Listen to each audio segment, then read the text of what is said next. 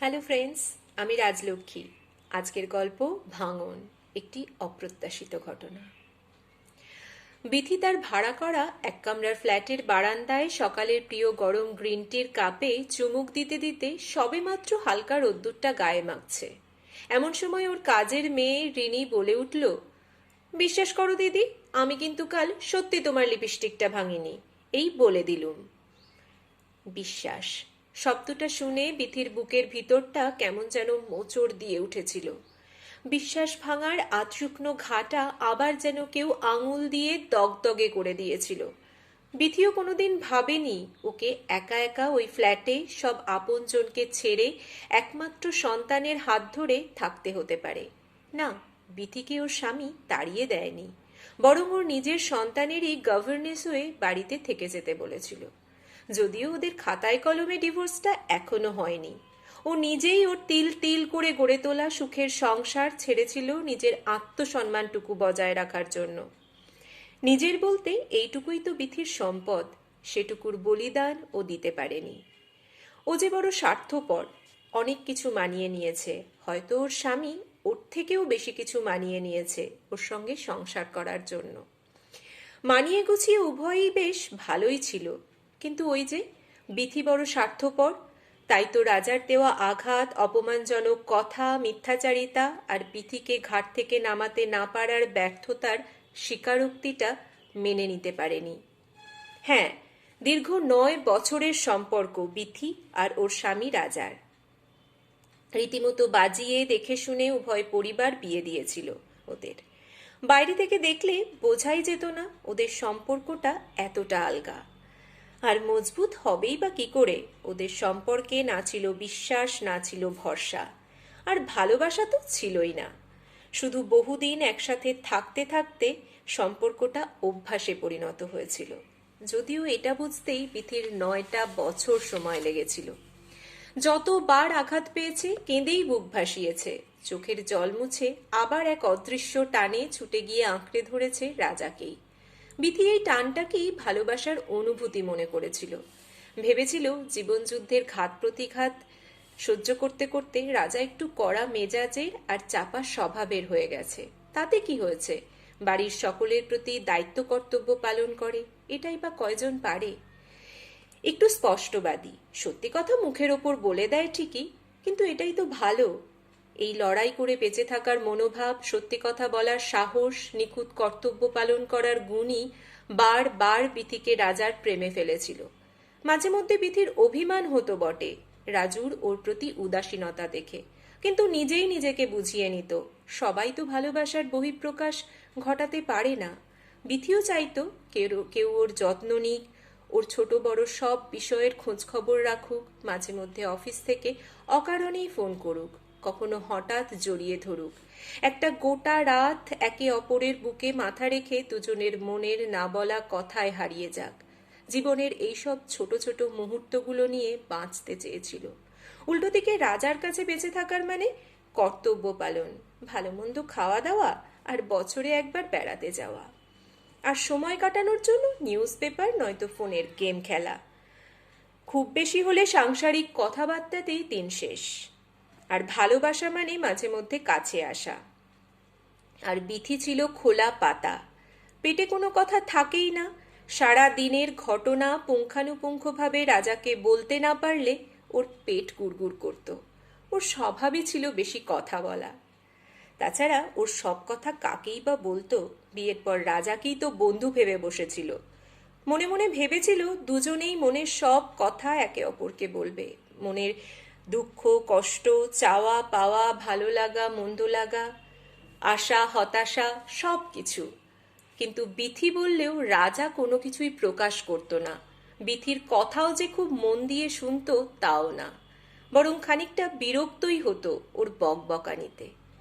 একেবারে গুরুগম্ভীর চাপা স্বভাবের একরোখা মানুষ, বলতে গেলে দুজনে দুই বিপরীত মেরুর মানুষ। বিথি যে তার স্বামীর অবহেলা, কথা চেপে যাওয়া এগুলো বুঝতে পারতো না এমনটা নয়। প্রথম প্রথম বহুবার অভিমানও করেছে, রাগ করেছে। তারপর যখন মান ভাঙাবার জন্য কেউ আসতো না, তখন নিজেই নিজের রাগ ভাঙিয়ে নিত। শুধু একটা কথাই বিথির মনে হতো, জীবন তো একটাই, সেটা মিলেমিশে আনন্দ করে কাটিয়ে দেবে। দুঃখ করে কাটানোর মধ্যে কোনো বীরত্ব নেই।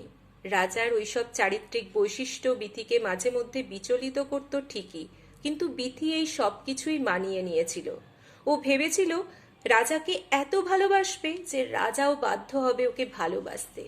একদিন আসবে যেদিন রাজাও বিথির কাছে খোলা পাতা হবে। রাজা বলবে ওর আশাতেই জীবনটা পূর্ণতা পেয়েছে, সমস্ত ভালো লাগা ডানা মেলেছে, বিথিকে জড়িয়েই রাজার বর্তমান ভবিষ্যৎ গড়ে উঠেছে। এইসব কিছুর জন্যই বিথি কোনো দিন রাজার বিরুদ্ধাচার করার কথা ভাবেওনি। ওই আশাতেই বিথির দিন, মাস, বছর কেটেছে, কিন্তু শেষ পর্যন্ত আশা পূরণ আর হয়নি। আসলে ভালোবাসাটা একটা অনুভূতি, ওটা হওয়ার জন্য কাউকে বাধ্য করা যায় না। যেখানে মনের টান থাকে, মানুষ হাজার বাধা ব্যস্ততা থাকা সত্ত্বেও ঠিক সময় করে নেয় তার মনের মানুষের জন্য। হয়তো এই অনুভূতিটাই রাজার মনে বিথির জন্য কোনো দিন তৈরি হয়নি। তবুও কোনোদিন রাজাকে ছেড়ে যাওয়ার কথা ভাবেনি বিথি, বরং দায়িত্ব কর্তব্যের জাঁতাকলে পড়ে নিজেকেই বাধ্য করেছে কর্তব্যরত স্ত্রী হতে। আস্তে আস্তে নিজের অনুভূতিগুলোকেই মারতে শুরু করেছিল। যদিও প্রতিক্ষণ মনের মধ্যে দ্বন্দ্ব চলেই গেছে। যদি ভালো থাকা, ভালো খাওয়া আর ভালো পড়াটাই জীবন হয়, তবে জীবনসঙ্গীর দরকারটা কোথায়? ওই রকম জীবন তো ওর বাবা মাও দিতে পারত। বিয়ের তাৎপর্যটা কি শুধুই কর্তব্য আর সন্তানই সীমাবদ্ধ, আর কিছুই না? এইসব ভাবনা চিন্তার মধ্যে যেটা ঘটেছিল সেটা হলো আস্তে আস্তে মন, মন থেকে শরীর, শরীর থেকে ঘর, ঘর থেকে বাড়ির দূরত্বটাই বেড়ে গেছে। সব মানিয়ে নিতে নিতেই হঠাৎ একদিন বিথির মনের মণিকোঠায় একটা বিস্ফোরা দেখা দিল, যা সময় গড়াতে সেরে ওঠার বদলে দগদগে ঘা, তারপরে হয়তো ক্যান্সারে পরিণত হতো। মানে রাজার ফোনে একদিন হঠাৎই একটা মেয়ের ছবি ও তার পাঠানো এসএমএস চোখে পড়ে বিথির। রাজার নজর পড়তেই হাত থেকে ফোনটা কেড়ে নিয়ে এসএমএসটা ডিলিট করে দেয়, আর বিথিকে বলে তার একটা ব্যক্তিগত জীবন আছে, সেখানে যেন বিথি না প্রবেশ করে। ওই ব্যক্তিগত শব্দটা বিথিকে হাজারটা বুলেট বিদ্ধ করেছিল সেদিন। ও তো জানতো বিয়ের পর স্বামী স্ত্রীর আলাদা করে কোনো ব্যক্তিগত জীবন হয় না, যা কিছুই হয় সবটাই দুজনের। তাহলে কি রাজার ওই ব্যক্তিগত জীবনটাই আসল কারণ বিথির কাছে নিজেকে গুটিয়ে রাখা আর দিন দিন চারিত্রিক বদল ঘটানোর? তারপর অবশ্য বিথিও বদলেছিল, যা কোনো দিন করেনি তা করতে শুরু করেছিল। চোরের মতো রাজার ফোন ঘাঁটত শুধু নিজের অনুমান ভুল প্রমাণ করার জন্য। যতবার ফোন হাতে নিয়েছে হতাশ হয়েছে। অবশ্য রাজা বুঝতে পেরে নম্বরটা পুরুষ নামে সেভ করে রাখে, বিথিকে বোকা বানানোর জন্য। ততদিনে বিথির নম্বরটাই মুখস্থ হয়ে গিয়েছিল। তারপর অবশ্য নম্বরটাও চেঞ্জ হয়, সঙ্গে মেসেজ বক্সও। কিন্তু যে মানুষ ন্যাকামো পছন্দ করতো না, সেই মানুষের মেসেজ বক্সে হাজারো ন্যাকামো ভরা কথায় ভর্তি থাকতো দেখে সেটাও যখন ধরে ফেলে, তখন অনেক অশান্তি হয়। অনেক অপমানজনক কথাবার্তা বিথিকে শুনতে হয়। রাগে কিছুটা অপমান বিথিও করেছিল, কিন্তু এত কিছুর পরেও শুধুমাত্র সন্তানের কথা মাথায় রেখে আরও কিছুদিন সহ্য করে নেয়।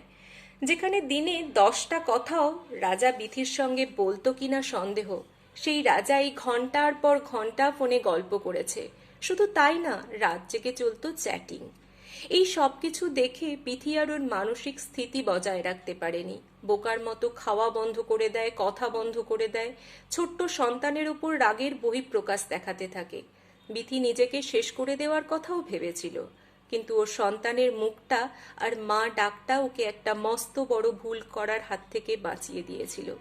শুধু সম্পর্কটা বাঁচানোর জন্য ভিক্ষা পর্যন্ত চেয়ে বসে, ভালোবাসার ভিক্ষা। কিন্তু ভালোবাসা যে একটা অনুভূতি, ওটা ভিক্ষা করে পাওয়া যায় না, বরং তপস্যা করতে হয়। তাই তো বিথির 9 বছরের তপস্যা কম পড়েছিল।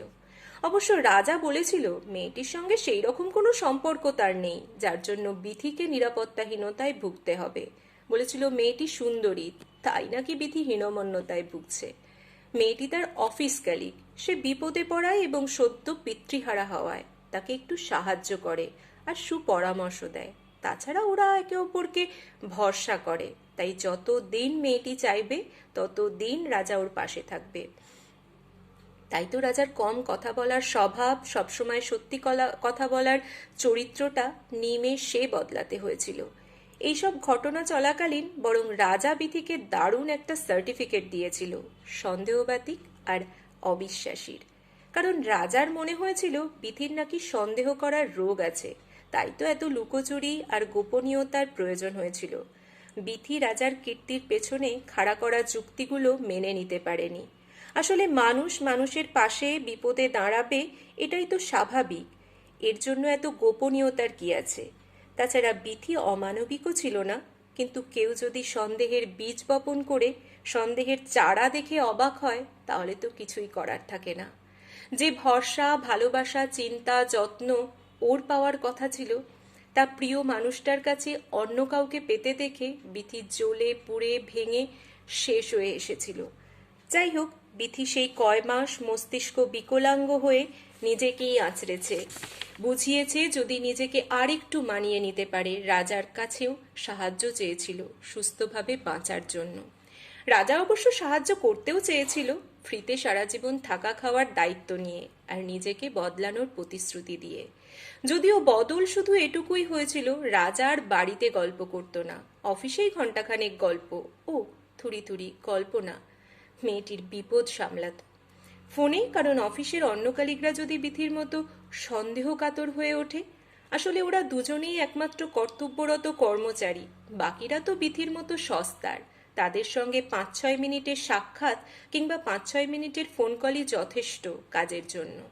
সেদিনের পর বিথি আর কোনো প্রশ্ন করেনি, ভিক্ষাও চায়নি, কারণ ও ক্লান্ত হয়ে উঠেছিল। সেদিন বিথি বিগত বছরগুলোকে ফ্ল্যাশব্যাকে দেখে নিজের ভুলগুলো চিহ্নিত করার চেষ্টা করেছিল। না, বিথি কোনো ভুল করেনি, ও তো ভালোবেসেছিল। প্রতিদানে যা পেয়েছে তার মধ্যে শুধুই যে অপ্রাপ্তি আছে তা না, অনেক প্রাপ্তিও আছে। তাই তো এত দিন এত কিছু সহ্য করা। আর ভুল শুধু এটাই, রাজার কাছে অনেক আশা করে ফেলেছিল। তাই তো আশা ছিল বলেই নিরাশা এসেছে, আর বিশ্বাস ছিল বলেই বিশ্বাস ভঙ্গও হয়েছে। সেদিন ওই মৃত সম্পর্কটা বাঁচানোর আর কোনো চেষ্টা করেনি বিথি। যদিও ওদের সম্পর্কের ডিভোর্স সেদিনই হয়েছিল, যেদিন রাজা একজন তৃতীয় ব্যক্তিকে ব্যক্তিগত জীবন বলেছিল বা বিথিকে ঘাট থেকে নামাতে চেয়েছিল। শুধু এখনো ওদের সম্পর্কের পারলৌকিক কর্মটা সম্পন্ন হয়নি। বিথি বাবা মার কাছে ফিরতে চাইলেও ওর বাবা মাও আরেকটু মানিয়ে নিতে বলেছিল, সঙ্গে লোকে কি বলবে তার কথাও বলেছিল। কিন্তু বিথির মনে হয়েছিল অভাব মানিয়ে নেওয়া যায়, অবহেলা মানিয়ে নেওয়া যায়, অল্প স্বল্প পারস্পরিক মান অভিমানও মানিয়ে নেওয়া যায়, কিন্তু কোনো তৃতীয় ব্যক্তিকে কেন্দ্র করে দিন দিন অপমান মিথ্যাচারগুলো মানিয়ে নেওয়া যায় না। সেটাকে মানিয়ে নেওয়া বলেই না, মেনে নেওয়া বলে। তাছাড়া বিথির ধৈর্যও শেষ হয়ে গিয়েছিল। কি অদ্ভুত ব্যাপার, বিজ্ঞান উষ্ণতা, রক্তচাপ, সুগার, এমনকি ভূকম্পন মাপার জন্য যন্ত্রও আবিষ্কার করে ফেলেছে, কিন্তু মানসিক চাপ বা যন্ত্রণা মাপার যন্ত্রটা আবিষ্কার করেনি। যদি করত তাহলে রাজার বোধহয় যাবজ্জীবন কারাদণ্ডের সাজা হতো, একটা সুন্দর প্রাণোচ্ছল হাসি খুশি মনকে খুন করার জন্য। কিন্তু প্রমাণের অভাবে সে বেকসুর খালাস।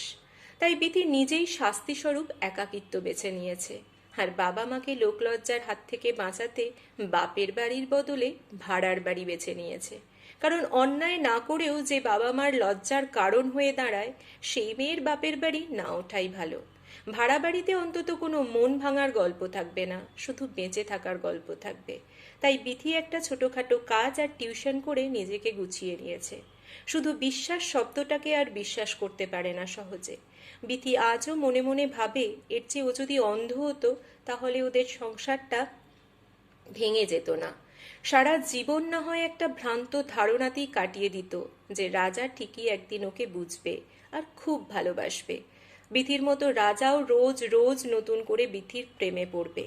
আসলে ভাঙন আমরা কেউই চাই না, সবাই চাই জীবনকে সঠিক যত্নে পরিচর্যায় সুন্দর করতে, একটু উষ্ণতা, ভালোবাসা, সততায় জীবন্ত মুহূর্তগুলোকে আপন করে নিতে। কিন্তু আপনার আমার নানান ছোট বড় ভুলেই সম্পর্কগুলো খাদের কিনারায় এসে দাঁড়ায়। কেউ জীবন্ত লাশ হয়ে বেঁচে থাকে সংসারে, কেউ ভেঙে বেরিয়ে আসে। শুধু রক্তাক্ত হয় অনুভূতিগুলো। মানুষ মাত্রই ভুল হয়, শুধু ভুল সংশোধন করা আর ক্ষমা প্রার্থনাই ইচ্ছাই পারে সম্পর্কগুলোকে অমর করতে। আর সেই সমস্ত মানুষগুলোকে বলবো যারা জীবনের ঘাত প্রতিঘাত সহ্য করতে না পেরে মৃত্যুকে আপন করবেন ভাবছেন, তারা নিজেকে ভালোবাসুন, মূল্যবান ভাবতে শিখুন। যারা বা যে আপনার মূল্য বোঝেইনি তাদের জন্য জীবন দিয়ে দেবেন, এতটা সস্তার নিজেকে ভাববেন না। তাতে উল্টো দিকের মানুষগুলো নিজেকে মূল্যবান ভাবতে শুরু করবে। যে একটু বসন্তের বাতাস গায়ে লাগাতে গিয়ে আপনার আমার অনুভূতি আর অস্তিত্ব নিয়ে খেলে, তারা পুরুষই হোক বা নারীই হোক, তারা আসলে মানুষ হওয়ারই অযোগ্য।